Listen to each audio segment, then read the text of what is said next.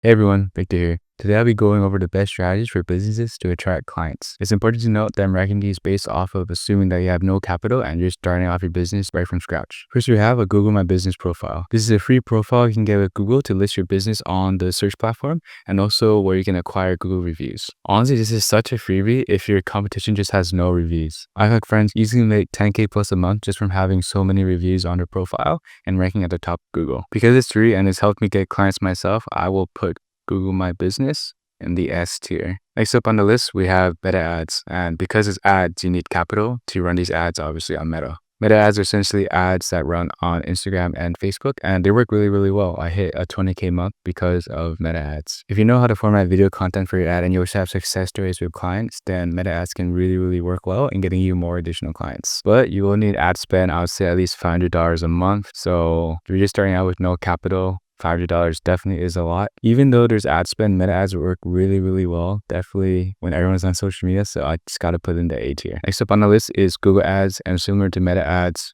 you need to spend on ad spend. And similarly, I'd say it's around $500 a month. I say Google ads doesn't really work as well as Meta ads. I think because Meta ads has the upper edge, allowing you to have video content for your ads, and Google Ads only really allows you to have a web page and a landing page for people to convert from. So because I found a smart conversion rate, I think it had to just go below Meta ads. So I put this in the B tier. Next up, a website design. So definitely as a business, you should have a website set up for people to find you. But the thing is, you can invest thousands into a website, but if no one sees the website, then it really doesn't matter at all. A lot of times businesses just invest so much money into a website just for them not to advertise. So no one even sees the website that they made. And if you're just starting out, you really shouldn't be investing that much money into a website. You should be investing more money into being seen. And also there's like a lot of free templates online that you can just use and plug and play. And once you have the capital, then you can have and invest into a more high converting website. So because of this, if you're starting out, I'd have to put the importance of a website in D.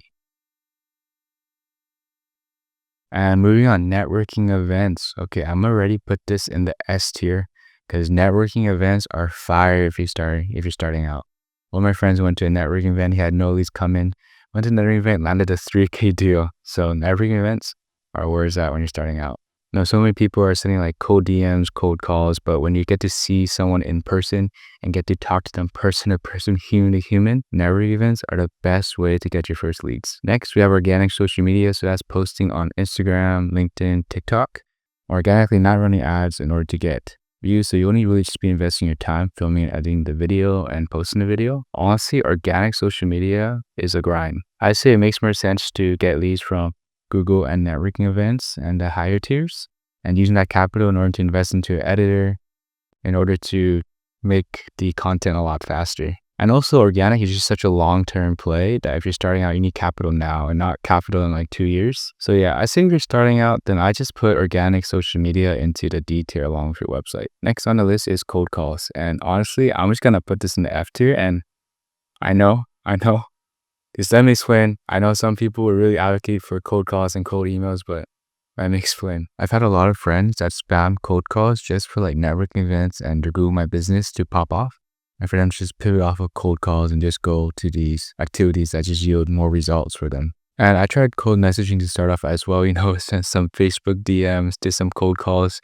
At the end of the day, this is a system you have to build out. And honestly, there's just better systems that you can leverage that just get results way faster than building out this cold outbound system. And it really just is demoralizing if you just give a cold call, just don't care, because obviously you're a very cold call that you're giving to them. So it's something that they're not as receptive to compared to if you go to a networking event, meet them in person, or you run ads and it's actually a service that they're interested in.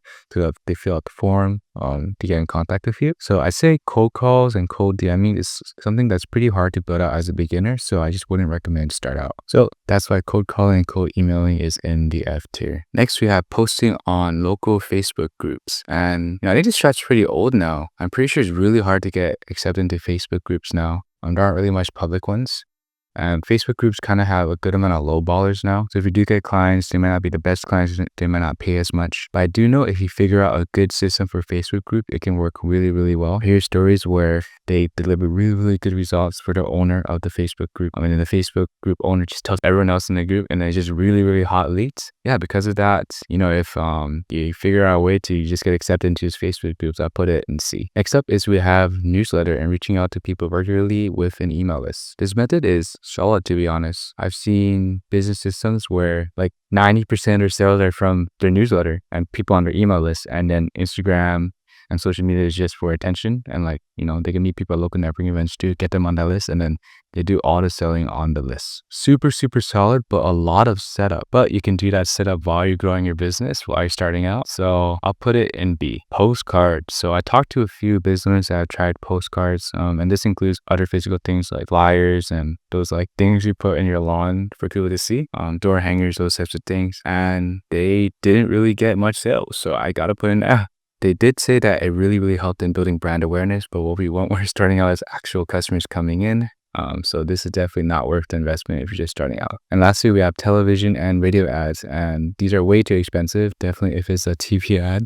So we'll put this in the F tier. If you're starting out, you definitely don't have $3,000 to spend on a TV ad. You had to get at least other ways before, you know, you get into that.